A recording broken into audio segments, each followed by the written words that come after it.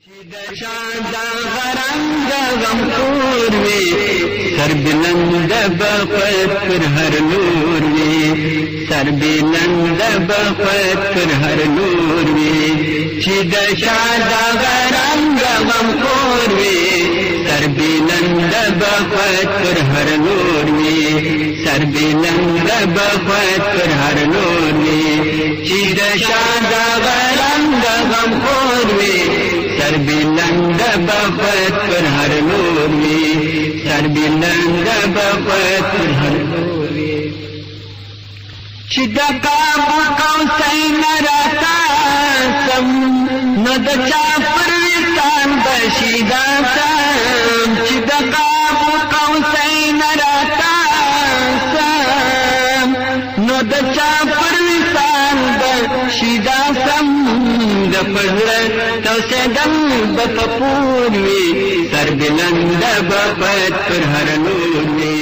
سر بلند بخت پر هر نور وی کله چې مسلمانانو د بدر په غزا کې ښکارا بریالیتوب تر ګوتو کې د بني سلیم غزا رامنځته شول. البته د بدر د غزا 7 ورځې وروسته یعنی د هجرت په 2م کال د کوچني اختر د میاشتې په 2مه نیټه نوموړې غزا رامنځته شوه و دې غزا ته د بني سلیم غزا ویل کېږي ځکه دغه غزا د بني سلیم قوم سره سوې ده چې د غطفان د قوم یوه څانګه ده. همدا ډول نوموړې غزا ته د کودر غزا هم ویل سوې ده ځکه همدغه غزا په کودر نومي ځای کې رامنځته سوې ده. کودر اصلا د یوې چینې نوم دی چې و شام ته پر تلونکې لویه لاره باندې پروت دی او د بني سلیم قوم ګټه ځینې اخیسته. نوموړې غزا ځکه رامنځته سوه چې د بدر د غزا په کېدلو سره د ډیرو کافرانو او د اسلام د دشمنانو زړونه ولوېده او ډیر داسې کسان د کینې بغض او قهر په دریاب کې حیران پاته وه. په دغه لړ کې بني سلیم قوم پلان جوړ کړي چې یو لوی پوځي طاقت جوړ کړي او پر مدینه باندې یو لوی یرغل وکړي او د مسلمانانو ریښې د دوی په ګمان وباسي.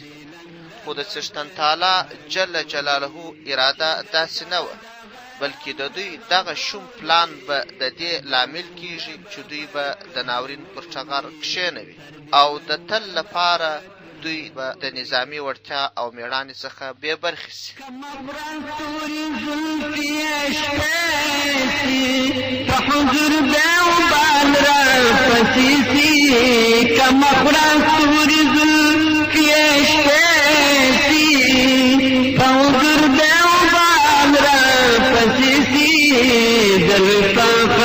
پخال کی بسپور وی سر بلند بخت پر هر نور وی سر بلند بخت پر هر نور وی چې د چا د غرنګ غمخور وی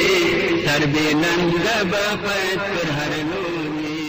سر بلند بخت. کله چې د دوی د دغه پلان په اړه د مدینې زړورو مسلمانانو ته راپور راورسېدی نو رسول الله صلی الله علیه وسلم د دوی په جواب کې د 200 سپرو مجاهدینو په مټ د دوی په خپله سیمه کې ناڅاپه حمله وکړه چې په دې حمله سره په دوی کې ویره او ورختایي رامنځته شوه. د تیښتې لاره یې خپله کړه. په پایله کې 500 اوښان ترې پاته شوه چې اسلامي پوځونو تر خپل قابو لاندې راوستل.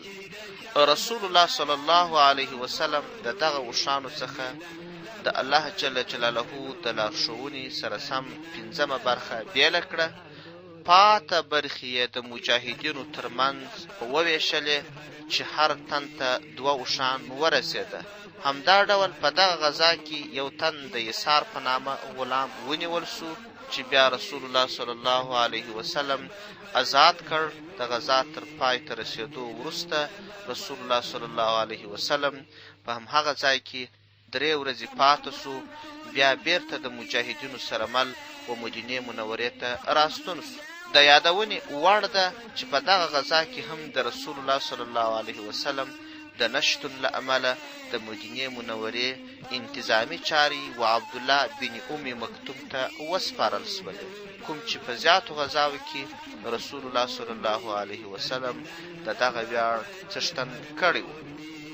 سربلند بخت پر هر نور وی چې د چا د غرنګ غم خور وی، سربلند بخت پر هر نور وی، سربلند بخت پر هر نور وی. پیزانی خوار دماغ تا منان کی چې زخمی دی د عشق قدم کی، پیزانی خوار دماغ تا منان کی چې زخمی دی د عشق قدم کی. په دنیا کې بژوند ورته اور وي، سربلند بخت پر هر نور وي، سربلند بخت پر هر نور وي چې د چا د غرنګ غم خور وي، سربلند بخت پر هر نور وي، سربلند بخت پر هر نور وي، سربلند بخت